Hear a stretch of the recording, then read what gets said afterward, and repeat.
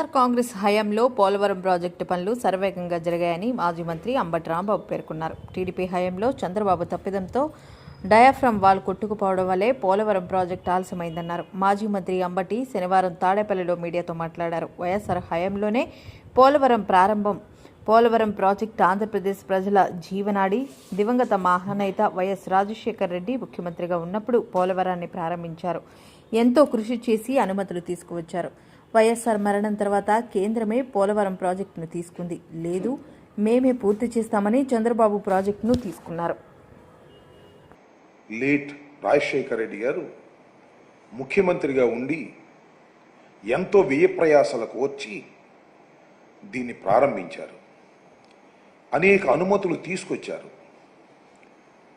దాన్ని పూర్తి చేసి రాష్ట్ర ప్రజానీకానికి అంకితం చేయాలనేటువంటి ఒక సదుద్దేశంతో ఆయన చేసినటువంటి కృషి ఎనలేనిదని నేను భావిస్తున్నాను. ఆయన మరణం తర్వాత, రాష్ట్రం విడిపోయిన తర్వాత ఈ ప్రాజెక్టు అంతర్జాతీయ ప్రాజెక్టుగా భావించి కేంద్ర ప్రభుత్వమే దీన్ని పూర్తి చేయాలని విభజన చట్టంలో పెట్టి మొత్తం నిధులన్నీ కూడా కేంద్ర ప్రభుత్వమే ఇచ్చి తానే పూర్తి చేసి రాష్ట్ర ప్రభుత్వానికి అప్పజెపుతాననేటువంటి మాట విభజన చట్టంలో పేర్కొనడం జరిగింది. మనం చాలా నష్టపోయాం విభజన వల్ల అనేటువంటి భావన నుంచి ఏదో కొద్దిగా ఊరట కలిగిందిలే అనేటువంటి భావన కలిగేటటువంటి పరిస్థితి ఆ రోజున ఏర్పడింది. అలాంటి ప్రాజెక్ట్ అనేక రకాలైనటువంటి మార్పులు చెందుతూ వచ్చింది. కేంద్ర ప్రభుత్వం చేయవలసినటువంటి ప్రాజెక్టుని చంద్రబాబు నాయుడు గారు రాష్ట్ర ప్రభుత్వమే చేస్తుందనేటువంటి మాట తీసుకొని రాష్ట్ర ప్రభుత్వం చేతే నిధులు ముందుగా డబ్బు ఖర్చు పెట్టుతూ మళ్ళా కేంద్ర ప్రభుత్వం వాటిని రీఎంబర్స్ చేయటం అనేటువంటి విధానంతో దీన్ని ప్రారంభించారు. ప్రారంభించి 2018కి పూర్తి చేసి జాతికి అంకితం చేసేస్తాము అని చంద్రబాబు నాయుడు గారు వాళ్ళు ప్రగల్భాలు పలికారు. 2018కి పూర్తి కాలేదు. 2019లో మళ్ళీ వచ్చిన ఎన్నికల్లో వైఎస్ఆర్ కాంగ్రెస్ పార్టీ అధికారంలోకి వచ్చింది. అధికారంలోకి వచ్చిన తర్వాత మళ్ళా దాన్ని మేము శరవేగంతో ముందుకు తీసుకువెళ్ళేటటువంటి ప్రయత్నం చేస్తూ వచ్చాం. దీనిలో ప్రధానంగా ఇప్పుడు చెప్పదలుచుకున్నది ఏమిటంటే ఇది అబ్నార్మల్ డిలే అవుతా ఉన్నది. అనుకున్న సమయానికి కావడం లేదు. మా టైంలో కూడా మేము పూర్తి చేస్తాము అని అనుకున్నాం, కాలేదు. ఎందుకు కాలేదు, కారణం ఏమిటి, ఇంత అబ్నార్మల్ డిలే కావడానికి కారణం ఏమిటి అనే అంశం మీద నేను అనేక సందర్భాలలో చాలా వివరంగా వివరించేటటువంటి ప్రయత్నం చేశాను. దానిలో ప్రధానమైనది ఏంటంటే డయాఫ్రమ్ వాల్ అనేది చంద్రబాబు నాయుడు గారి కాలంలో డయాఫ్రమ్ వాల్ కొట్టుకుపోయింది. ఆ డయాఫ్రమ్ వాల్ కొట్టుకుపోవడం వలన మొత్తం టోటల్ ప్రాజెక్ట్ డిలే అయిపోయింది అనేటువంటి విషయాన్ని పలుమార్లు చెప్పేటటువంటి ప్రయత్నం చేశాం. చంద్రబాబు నాయుడు గారు ఆయన తాబేదారులు ఏం చెప్పుకుంటూ వచ్చారంటే డయాఫ్రమ్ వాల్ కొట్టుకుపోవడానికి కారణం జగన్మోహన్ రెడ్డి గారు.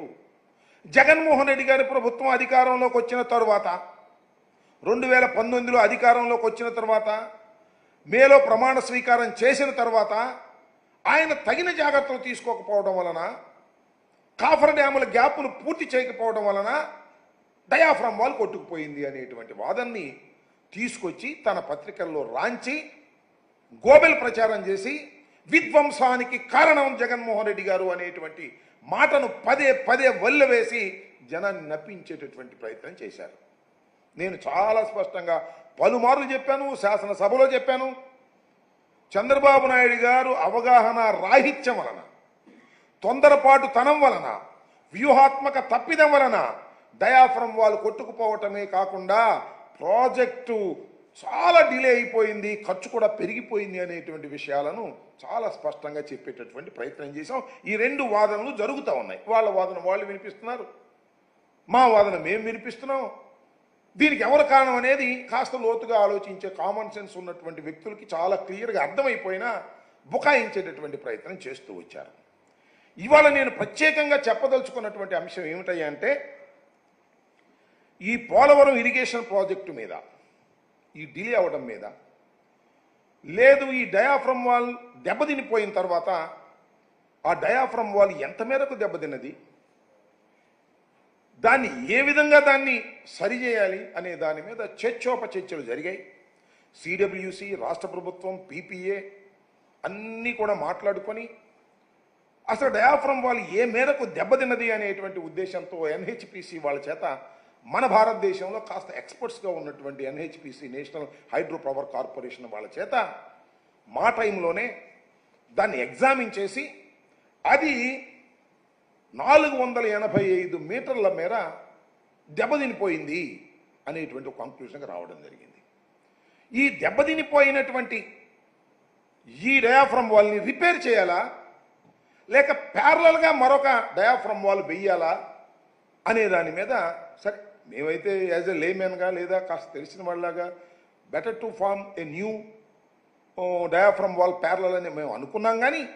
కానీ శాస్త్రీయంగా దాన్ని అధ్యయనం చేసి ఈ డయాఫ్రమ్ వాల్ పనికిరాదు, మరొక డయాఫ్రమ్ వాల్ ప్యారలల్గా వెయ్యాలి అని చెప్పాలి అంటే దానికి ఎక్స్పర్ట్స్ కావాల్సినటువంటి అవసరం ఉన్నది. దాని మీద మేము ఆ రోజుల్లో జగన్మోహన్ రెడ్డి గారు సిడబ్ల్యూసీతో మాట్లాడారు, అప్పుడు కేంద్ర మంత్రితో మాట్లాడారు. మాట్లాడితే ఒక ఎక్స్పర్ట్ కమిటీని వేద్దాము అంటే మన భారతదేశంలో ఎవరు కూడా ఇంత ఎక్స్పర్ట్స్ లేనటువంటి పరిస్థితి ఏర్పడింది. వెతికారు, ఇక లాభం లేదని అంతర్జాతీయంగా ఉన్నటువంటి ఎక్స్పర్ట్స్ని ఒక ప్యానల్గా తయారు చేసి వాళ్ళ చేత పోలవరం ప్రాజెక్టుని విజిట్ చేసి దీన్ని త్వరితగతిన పూర్తి చేసే కార్యక్రమం చేయాలి అనేటువంటి ఉద్దేశంతో కేంద్ర ప్రభుత్వం ఆ రోజున ఎక్స్పర్ట్ ప్యానల్ని ఒకదాన్ని టెండర్స్ పిలిచి కాన్ఫర్ చేసి దాన్ని ఫైనలైజ్ చేశారు. దానిలో 4 ఎక్స్పర్ట్స్ ఉన్నారు. వాళ్ళు సామాన్యులు కాదు. 2 కెనడాకు సంబంధించిన వాళ్ళు, 2 అమెరికాకు సంబంధించిన వారు. ఈ 4 కూడా సరే మా ప్రభుత్వం దిగిపోయిన తర్వాత, చంద్రబాబు నాయుడు గారు అధికారంలోకి వచ్చిన తర్వాత ఈ 4 కూడా పోలవరం వచ్చి విజిట్ చేసి ప్రాథమికమైనది ఒక రిపోర్ట్ని ఇచ్చారు మొన్న 7వ తారీఖున. మళ్ళీ ఇవాళ సుమారుగా ఫైనల్ రిపోర్టు ఆగస్టు 12వ తారీఖున సిడబ్ల్యూసి